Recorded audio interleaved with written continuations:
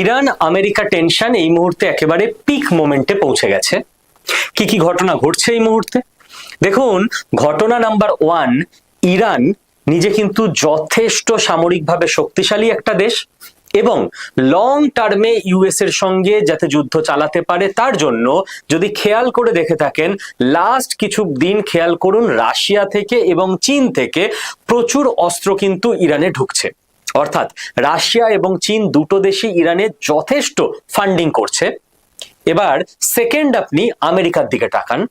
America আপনি খেয়াল করে দেখুন লাস্ট 20 বছরে আপনি পাবেন না এই ট্র্যাক রেকর্ড, ইরানের পাশে যত পরিমাণ সমস্ত ডেস্ট্রয়ার জাহাজ থেকে শুরু করে তাদের বিভিন্ন মিডল ইস্টের বেসকে অ্যাক্টিভেট করা থেকে সমস্ত একেবারে সৈন্য সামন্ত নেভি একত্রিত করছে ইরানের পাশে, এটা লাস্ট 20 বছরে কখনো দেখবেন না। অর্থাৎ আমেরিকা ইরানকে পুরোপুরি ঘিরে ফেলতে চেষ্টা করছে।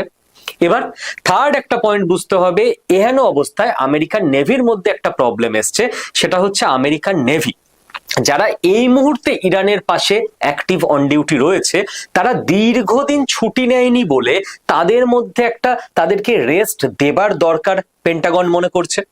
আর এই যে আমেরিকা কখন ইরানে অ্যাটাক করবে এবং ইরানও পাল্টা রিটালিয়েট করবে এই ব্যাপারে একটা জাস্ট ইনফো এসছে যেটা আপনি গুগল করে দেখতে পাবেন।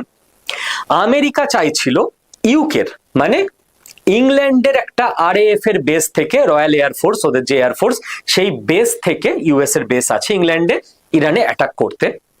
কিন্তু ইউকে নিজেদের বেস ইউএসএ কে ব্যবহারের জন্য ব্লক করে দিয়েছে। তার কারণ আবার সম্ভাব্য দুটো। কি কি কারণ? ইরান বলে রেখেছে অলরেডি চিঠি দিয়ে ইউএনএ যে যদি আমেরিকা আমাদের উপর অ্যাটাক করে তাহলে ডিয়েগো গার্সিয়াতে আমরা অ্যাটাক করব। এবার ডিয়েগো গার্সিয়ার ব্যাপার কি? ডিয়েগো গার্সিয়া এমন একটা দ্বীপ যেটা ইন্ডিয়ান ওশানে আছে, যেটা মরিশাসের থেকে ইউকে লিজ নিয়ে ইউএস কে দিয়ে রেখেছে। তো ইউকে দেখছে আমার দেশ থেকে ইউএস যদি ইরানে অ্যাটাক করে ইরান পাল্টা আমার ডিয়েগো গার্সিয়াতে অ্যাটাক করবে, এই জন্য ইউকে চাইছে আবার আমেরিকাকে আটকাতে। এহেন জটিল পরিস্থিতিতে অল টাইম চোখ রাখতেই হবে কখন কি ঘটনা ঘটে যায়, এবং সারা পৃথিবীর শেয়ার মার্কেটও কিন্তু এই পরিস্থিতির উপর ডিপেন্ড করেই এদিক ওদিক হয়ে যাচ্ছে।